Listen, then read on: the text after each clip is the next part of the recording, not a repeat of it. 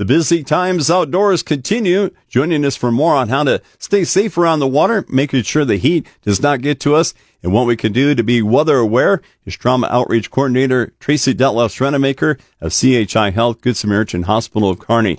As families take to the water this summer to cool off, there are many reasons for using extra caution around the water. Tracy, what can you tell us about water safety?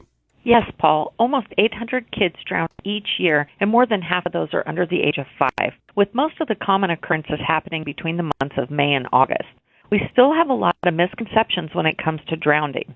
We think that we're going to hear if someone gets in trouble and starts to drown, and we have to remember that drownings can be silent. In real life, there can be very little splashing or waving. Always keep your eyes on your kids when you're in and around water. And it's not just the pools, but also at the rivers and the ponds as well. Another misconception is that we think nothing bad is going to happen if we take our eyes off the kids just for a minute or two to go do something. But drowning can be quick.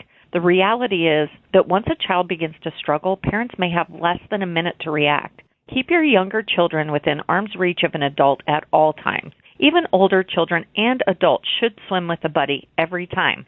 The third misconception is we think that a lifeguard is at the pool to watch our children. But the reality is that it's the lifeguard's job to enforce the pool rules, scan the pool, rescue, and resuscitate, not keep an eye on one specific child. Adults always be alert and responsible for your child at the pool. And lastly, we think that if our child has had swimming lessons, that we don't need to worry so much about them drowning. While swimming lessons are an essential, bad things can still happen.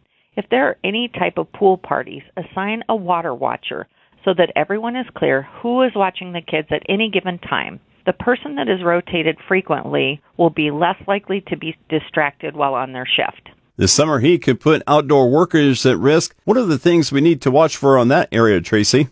In extreme heat, high humidity, or physical exertion under the sun, the body may not be able to sufficiently dissipate or get rid of that heat, and it can cause the body temps to rise, sometimes reaching as high as 106 degrees Fahrenheit. These extremes can lead to heat exhaustion, heat cramps, or even a heat stroke. Another potential risk factor is dehydration. Confusion, agitation, slurred speech, seizures, and even a coma can result from a heat stroke. Some recommended strategies to cool off include drink plenty of fluid. Try to avoid caffeine or alcoholic beverages, as they can actually worsen the situation. Remove any tight or unnecessary clothing, or something loose if possible. And take a cool but not a cold shower or a bath, or you can apply other cooling measures such as fans or wet towels. If you can avoid a heat stroke, recovering from heat exhaustion may still take up to 24 to 48 hours. Depending on the severity, you may need to be hospitalized so doctors can monitor your fluid and electrolyte levels to avoid complications. It's much better to try to avoid these extremes instead of dealing with the consequences later. Talking right now with Trauma Outreach Coordinator for CHI Health Good Samaritan Hospital of Kearney, Tracy Dethlefs-Rademacher, learning how we can avoid the hazards of being outdoors this summer. Tracy, we've already seen severe weather this spring and summer, certainly more to come. What can you tell us about being weather aware for storms? Well, summer is typically the season for tornadoes and severe weather, and being prepared can make a big difference in the health and safety of your family. Take some time to review the basics and try to assemble an emergency supply kit to have on hand. Keep these tips in mind as well.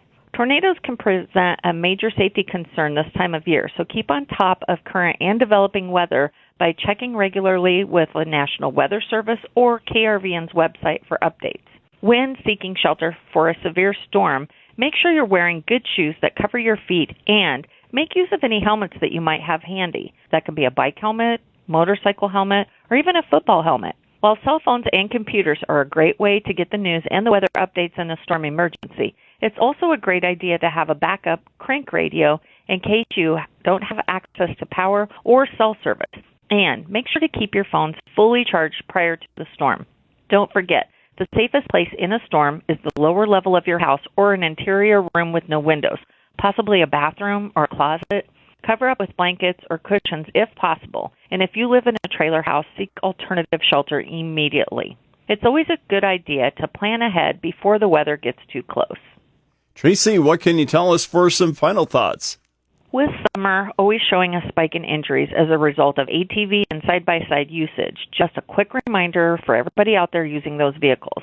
Follow simple rules of the road, slow down, and use any safety equipment that vehicle might have, like a helmet or a seat belt, to avoid more serious injuries. Stay safe, everyone.